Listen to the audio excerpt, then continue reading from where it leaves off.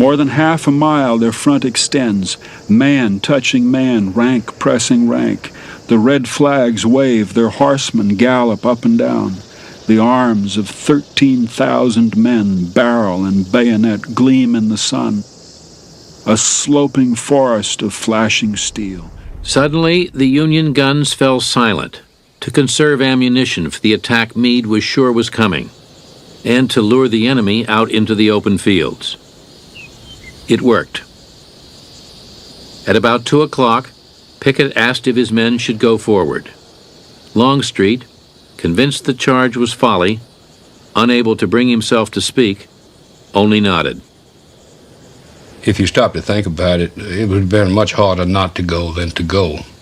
It would have taken a great deal of courage to say, Marse Robert, I ain't going. Nobody's got that much courage. Now Pickett gave the order. Up, men, and to your posts. Don't forget today that you are from Old Virginia.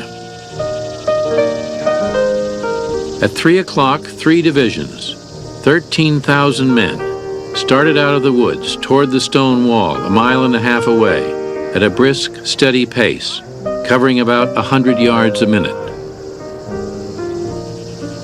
They were silent as they marched, forbidden this time to fire or even to give the rebel yell until they were on top of the enemy.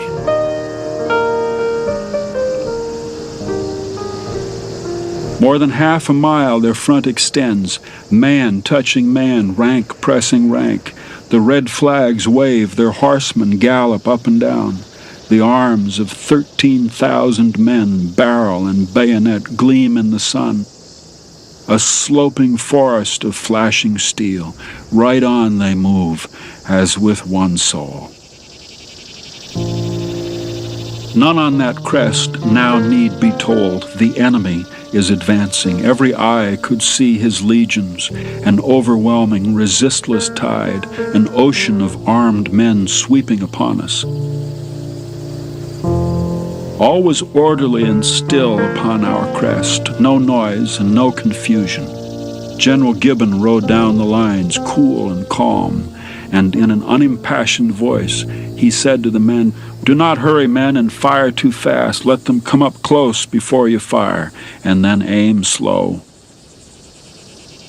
It was, a Union colonel recalled, the most beautiful thing I ever saw. Suddenly, the Union artillery on Cemetery Ridge and Little Round Top opened fire, and a great moan went up from the Confederate line. We could not help hitting them at every shot, a Federal officer recalled. As many as 10 men at a time were destroyed by a single bursting shell.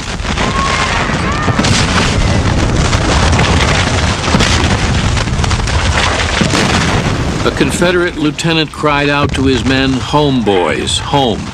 Remember, home is over beyond those hills." The waiting Union troops began chanting, "Fredericksburg, Fredericksburg, Fredericksburg."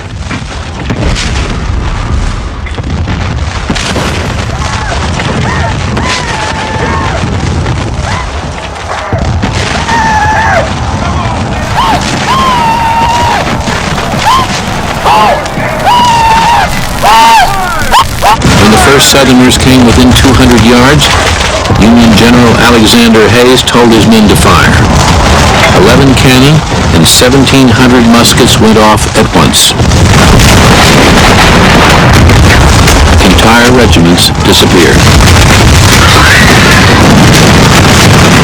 The rebel lines were at once enveloped in a dense cloud of dust. Arms, heads, blankets, guns, and knapsacks were tossed into the clear air.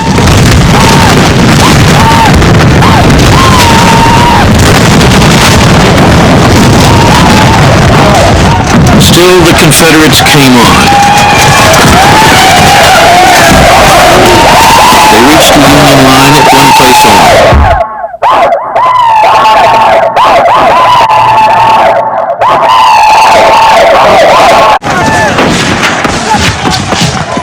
Seconds are centuries, minutes, ages. Men fire into each other's faces, not 5 feet apart.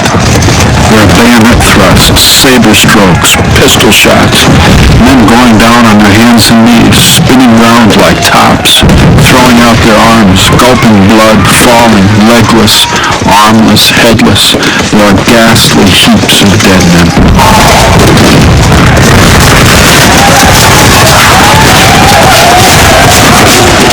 Foot to foot, body to body, and man to man, they struggled and pushed and strived and killed. The mass of wounded and heaps of dead tangled their feet. And underneath the trampling mass, wounded men who could no longer stand fought, drowned in sweat, black with powder, red with blood.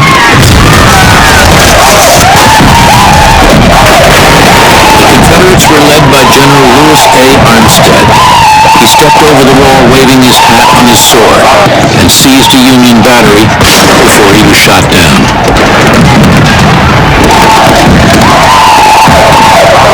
All the Confederates who breached the wall were killed or captured. The Union line held. Pickett's charge had failed. Lee's army would never again penetrate so far into Northern territory.